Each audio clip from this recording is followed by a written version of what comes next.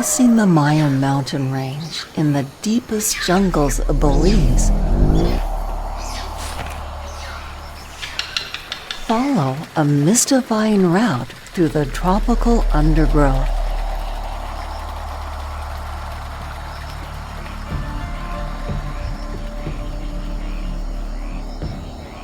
Hidden for 4 millennia.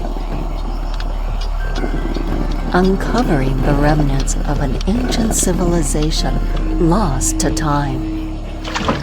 Meet our intrepid hero, Nathan Head, the British investigative mythologist.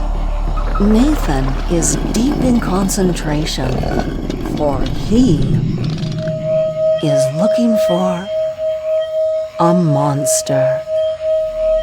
The elusive Aquisat, the fabled cryptid of the Mayan people.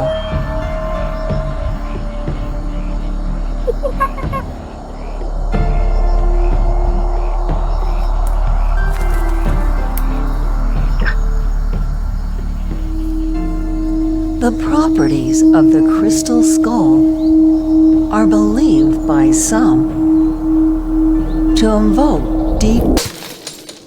Good grief. In the time it's taken me to complete this show, I found myself researching a number of paranormal topics, including seances, ghosts, spirit boards, cave goblins, witchcraft, haunted houses, guardian angels, crop circles, human sacrifice, tarot cards, alien abductions, funerary rites, and even fairies. But for this episode, I finally get to study one of my personal favourites.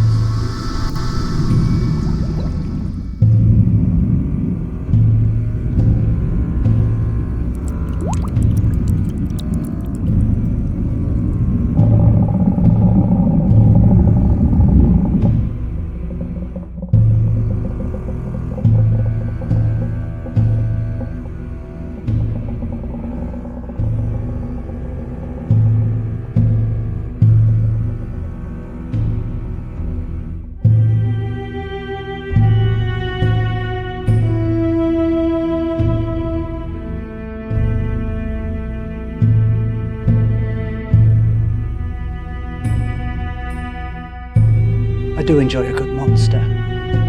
Sadly, we don't have the budget to send me to the Americas to hunt for the Huizotl. But there's no need when there's cryptids close to home, right here in the UK.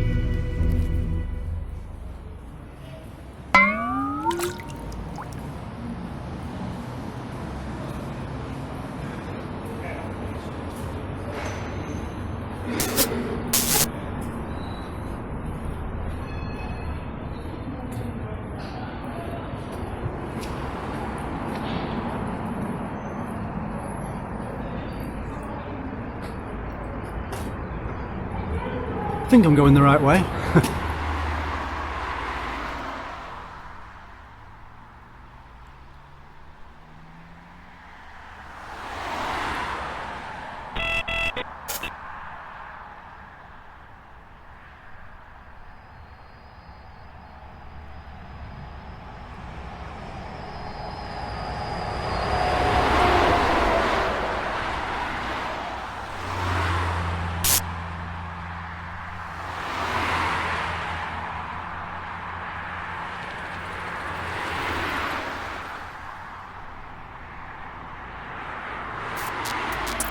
Down there is actually where I need to be.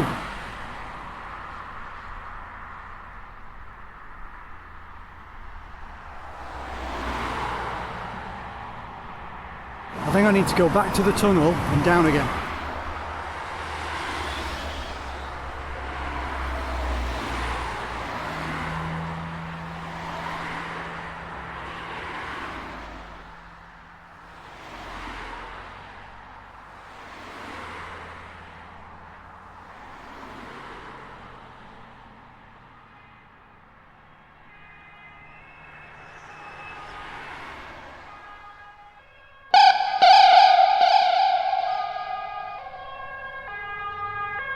Okay, now here we are, I'm finally at the river. I need to go over this bridge.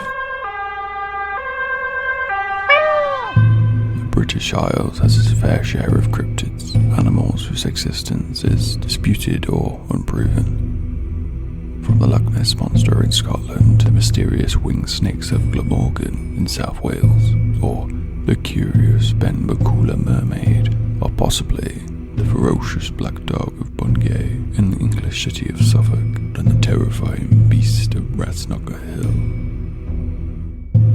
British cats are possibly the most commonly sighted cryptids in Britain. The earliest modern sightings date back to the mid-18th century in Surrey, and possibly the most famous sightings are those of the beasts of Bodmin and Cornwall in the southwest of England.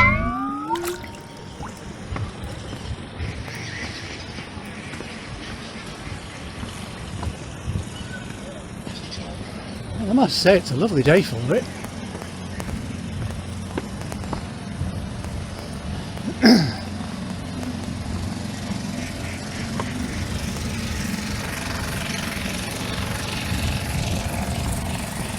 If you haven't figured it out yet, I'm back in Chester in the northwest of England, and yes, for the first time in history I'm filming in Chester and it's not raining.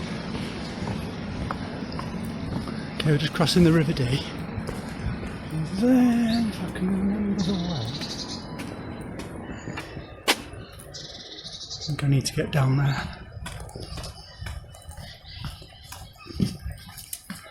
Get a move on.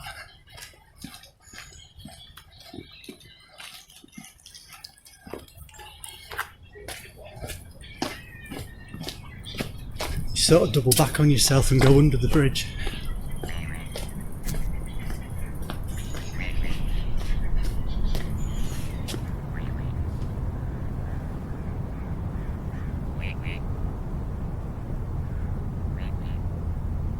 Okay, well, I'm not in Bodmin.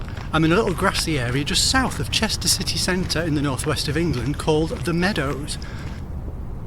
And about 2 miles in that direction is the Welsh border, and about 8 or 9 miles in that direction is Pontybodkin, home of the infamous Pontybodkin puma.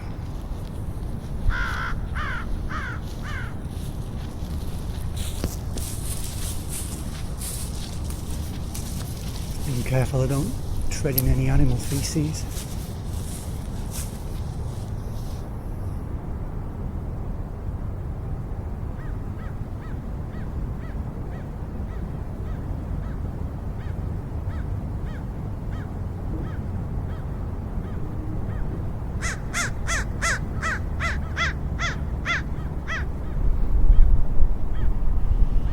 Very picturesque up here. The meadows themselves stretch on for miles right up until you enter Wales, really. This is on the very edge of Cheshire and England. We're on the very edge of England, as I say, about 2 miles in that direction. It starts to go a bit Welsh. Okay, even though it's known as the Pontybodkin puma, it isn't just sighted in Pontybodkin. It's seen all over that area of Wales, around Wrexham, Flint, Braybon, or Warbon. I can never pronounce that place. Sorry for people that live there if I've offended you.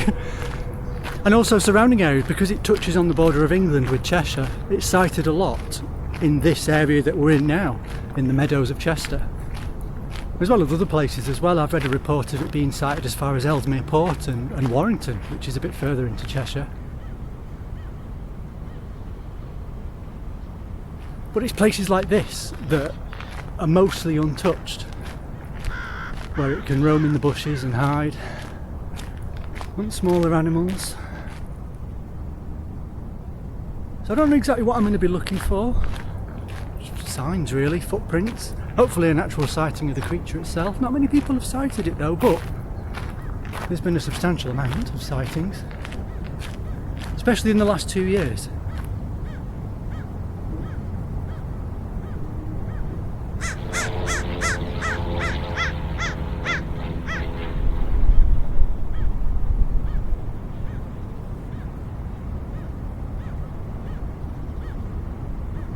Now, the way I've been told how to spot a cat paw print is just like domestic cats. Big cats have retractable claws, so their paw print will not have any visible claws. So if you do see claws, it's something like a badger or a fox or a pet dog.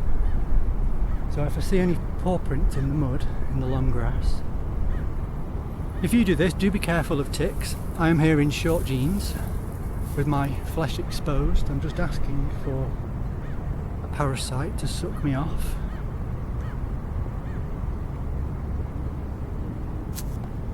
About 30 years ago, when I first started reading about the big cat sightings, I mean not the Pontybodkin one, because that's only really started to surface recently.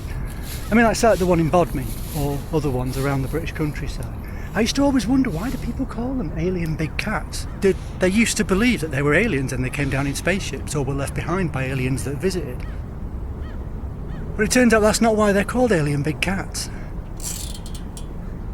Cryptozoologists often refer to these creatures as alien big cats, which does not mean they are extraterrestrial in origin. The word alien is used in the sense that they are not thought to be native to the area that they have been sighted in. Throughout 2020 and 2021, large black cats were sighted multiple times across the northwest of Wales, as well as parts of Cheshire on the English border. But further back in the Black Book of Carmarthen, a 12th to mid-13th century manuscript which takes the form of dialogue between King Arthur and the gatekeeper of his court, Galwyn Gyfaelfawr. There is a medieval Welsh poem called Pargwar, which mentions Cath Palwg, Palwg's cat, roaming Anglesey until slain by Key.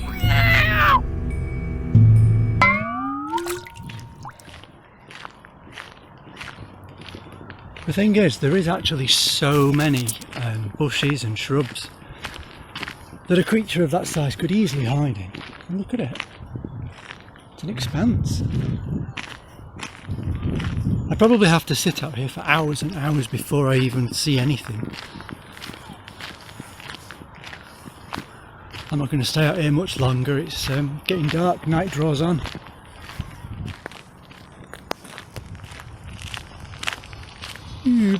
I am actually on my way to meet a very, very talented author and journalist friend of mine called Matt Warner, who's a horror writer. You might know him. He wrote the Slaughterhouse Farm and Slaughterhouse Hospital comics, as well as loads of other books and comics. He's also a journalist and reporter, and he's reported a lot in the last 2 years on the big cat sightings across North Wales and Cheshire. So I'm just going to meet up with him and see if he's got any updates on any recent sightings.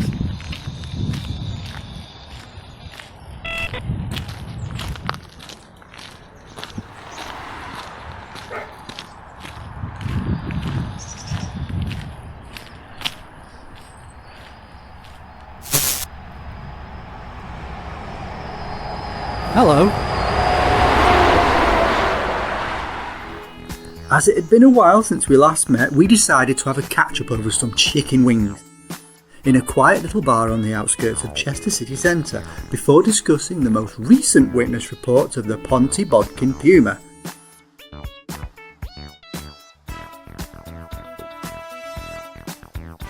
Not that it matters, but they were very, very tasty chicken wings and we devoured the lot. By the time we left the bar, it was nightfall. Have there been any recent sightings of the Pontybodkin puma? Well, it's now moved to Hessel. Where's that? Wirral.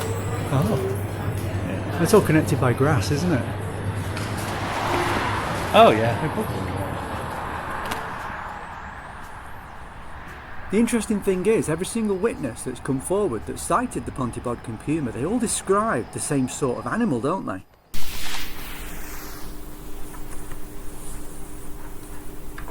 Check.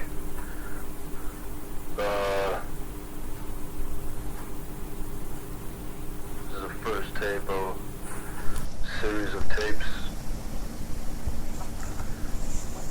I work 2 villages over in a 24-hour petrol station. I mostly work nights or early mornings. This one time I was driving home, it was very early.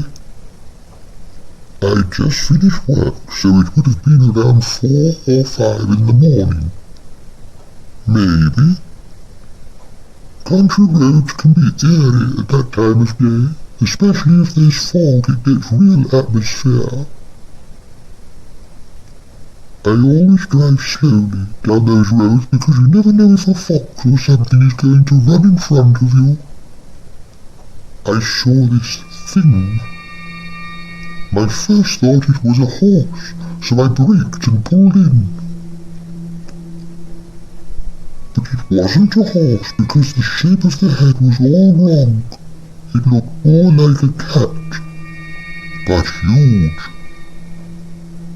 I stayed in the car and just waited for it to run off back into the trees. I tried to take a photo, but it was way too dark outside. All you could see was my own reflection in the windscreen whenever I tried to take a photo on my phone. I've only seen it that one time though. I've never seen any others or anything like it since.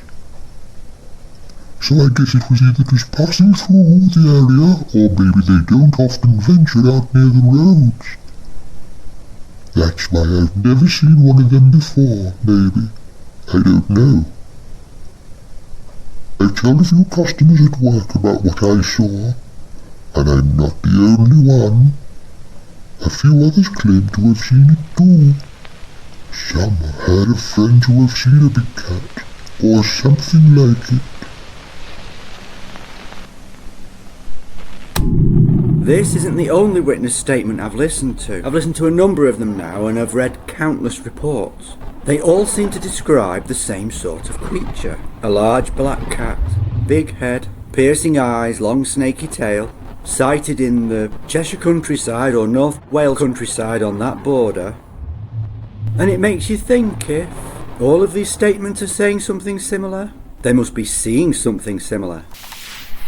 When I first saw it, I think it was stalking prey. It was stood very still, head down, watching.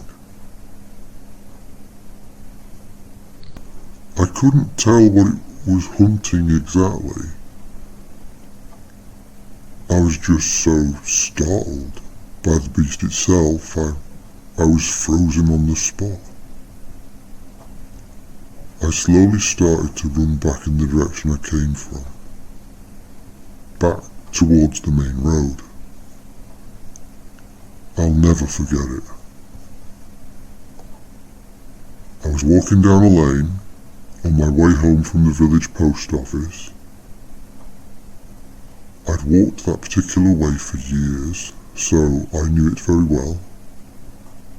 It was a quiet lane, only a few cottages and farmhouses, but for the most part it was just hedges and fields either side of me. I'd often see animals, like badgers, sometimes foxes. I'd see lots of rabbits, squirrels too at certain times of the year, gathering nuts or scurrying along the branches. This one particular day, I saw a wild animal that you'd not expect around the British countryside. I couldn't work out exactly how large it was, but it was large. Bigger than a pet dog, Jet black all over, with a long, snaky tail. It moved very slowly and measured, each paw in front of the next. I froze. I didn't want it to see me, but it just carried on walking until it disappeared into the long grass. Describe it? Well, it was large. I'd guess 5 or 6 feet long, not including the tail. Black, piercing eyes, head about the size of a dinner plate. Clearly not a domestic pet cat. Well, after that encounter, I picked up the pace and headed home, quicker than usual. I don't know what it was. I really don't.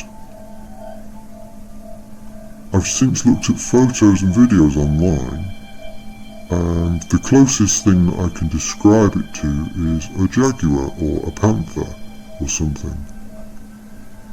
The type of thing you'd normally only see in a zoo or a nature documentary.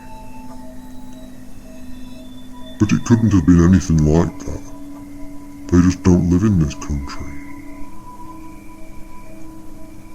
I believe there is something out there in the English and Welsh countryside. I don't know what exactly, but all these sightings and encounters can't merely be coincidence.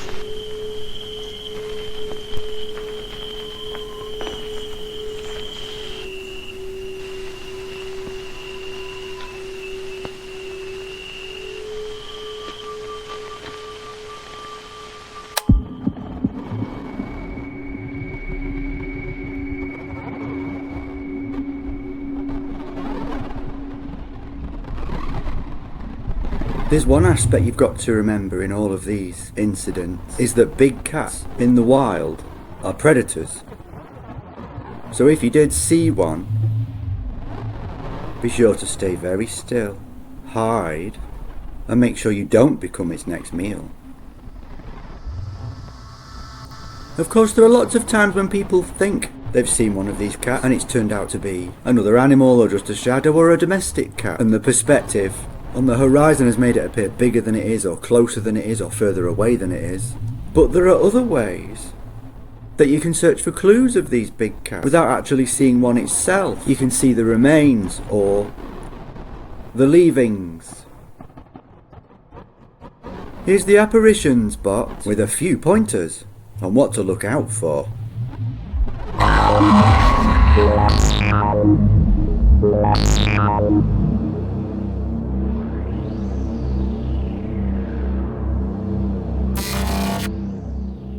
Watch, North Wales, the group founded by Tony Jones to document and investigate big cat encounters, have shared some tips to help people identify if a puma is nearby. Animal droppings, also known as scat. Pumas leave three types of droppings: round, oval, long. When looking at the shape of the feces, it is important to remember that foxes also leave droppings that are oval in shape. Foxes leave scat that is smaller in size than that of pumas, and would also likely contain black streaks and bits of fur. A puma's droppings are usually dark or light shade of brown, with longer pieces being more coarse and often containing small amounts of hair. The most common type of puma scat are the round droppings. Dogs leave droppings that are usually smaller in size and would have a recognizably pungent odor. End fact file.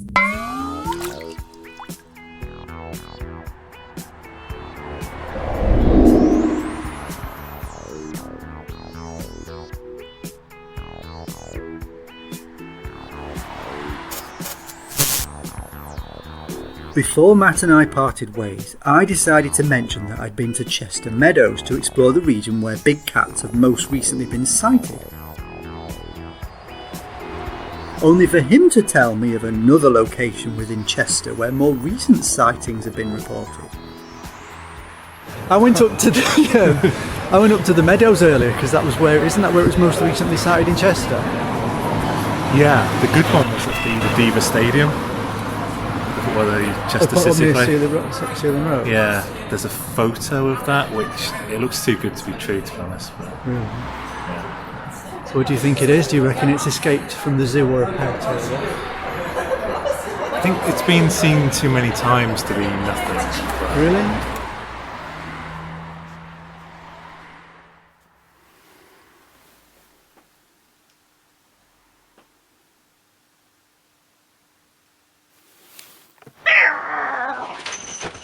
There is no short explanation of exactly what these big cats are, Some claim them to be remnants of the Ice Age, hidden away in the British countryside, or possibly some previous unclassified subspecies of wildcat. The common explanations are usually pinned to a panther or puma, escaped from a nearby zoo or safari park, or even illegally owned pets. In 1903, a big cat was sighted in Devon and later shot. Its remains are stored in the Bristol Museum, and it's since been identified as a pet lynx that had somehow escaped captivity. Another plausible explanation of the big cat sightings is that they in fact are not cats at all, but a rare type of red fox that carries the recessive gene that gives it a melanistic appearance. The black fox is indeed rare, and if you've never seen one before, you'd not know at first to think it was a fox at all. I suppose it's possible that it's a previously unidentified species of animal that's yet to be discovered. But until further evidence is uncovered, it looks like the hunt goes on for Britain's most elusive cryptid.